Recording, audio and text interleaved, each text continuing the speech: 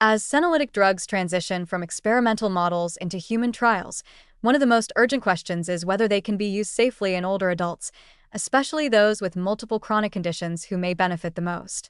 The elderly population often lives with a complex burden of comorbidities, polypharmacy, and reduced physiological reserve, which can amplify side effects or drug interactions. Yet these are the same individuals for whom senolytics hold the greatest promise, a means of targeting the root cellular processes driving frailty, chronic inflammation, osteoarthritis, cardiovascular dysfunction, and even cognitive decline.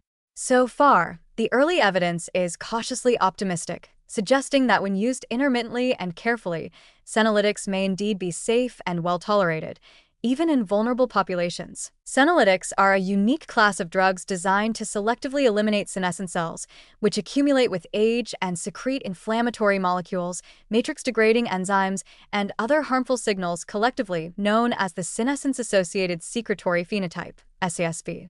These cells are implicated in a wide range of age-related diseases, and their removal in animal models has shown improvements in lifespan, physical function, and resilience to stress. But translating that success to humans, particularly older ones, requires a careful balance, clearing harmful cells without disrupting tissue stability or triggering systemic inflammation. Initial human trials have provided encouraging data. A landmark pilot study conducted at the Mayo Clinic and published in eBiomedicine, 2019, evaluated a combination of dasatinib, a tyrosine kinase inhibitor, and quercetin, a flavonoid with anti-inflammatory properties, in patients with idiopathic pulmonary fibrosis, a severe age-related lung condition. Participants, mostly older adults, received 3 days of senolytic therapy per week for 3 weeks. The treatment was generally well tolerated, with mild and transient side effects such as nausea and headache. Importantly, some functional improvements in walking distance and mobility were observed, despite the short treatment duration. Another small-scale, open-label study in adults with diabetic kidney disease also showed that senolytics could reduce the burden of senescent cells and pro-inflammatory SASP markers in adipose tissue. Participants reported no major safety concerns, and side effects were again mild. These early-phase results, while preliminary, suggest that short, intermittent dosing schedules, sometimes called hit-and-run therapy, may be key to minimizing risk. Unlike many chronic medications, senolytics do not need to be taken daily. Instead, they aim to reset the tissue microenvironment, allowing a recovery period between doses. Of course, safety concerns remain, particularly with agents like dasatinib, which was originally developed for cancer and can affect bone marrow, platelet counts, and immune function if used at high doses or for extended periods. But in senolytic protocols, the doses are typically much lower and less frequent than in oncology. In preclinical models, even a single round of senolytics has produced lasting health benefits, suggesting that repeated exposure may not be necessary, and therefore risk may be more manageable. Still, older adults are a highly heterogeneous group.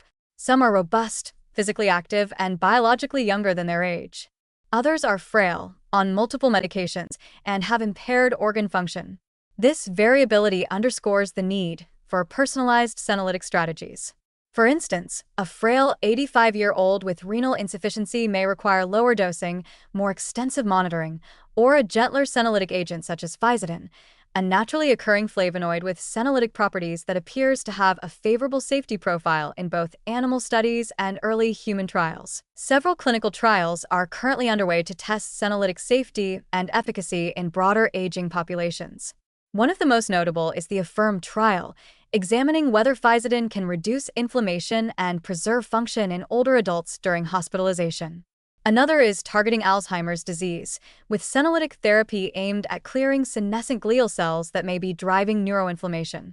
These studies include participants over 70, many with comorbidities, and their results will provide critical insight into both tolerability and outcomes in real-world aging. There is also growing interest in using biomarkers to guide senolytic treatment, such as P16-INK, 4A expression, circulating inflammatory cytokines, or SS-galactosidase activity.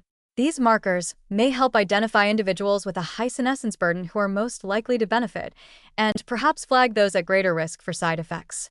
In the future, routine blood tests could indicate whether a person's tissues are being overwhelmed by senescent cells and whether it's time for a clean out cycle with senolytics. Perhaps one of the most reassuring aspects of senolytic development is that it isn't attempting to hijack metabolic pathways or suppress symptoms. Rather, it's a root cause intervention designed to remove cells that should have already been cleared by the immune system.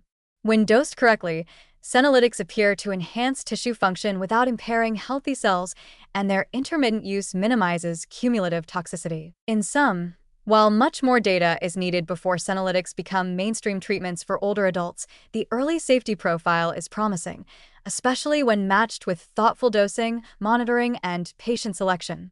The approach doesn't promise immortality, but it may help restore a measure of vitality to aging tissues by clearing out cellular debris that accumulates with time.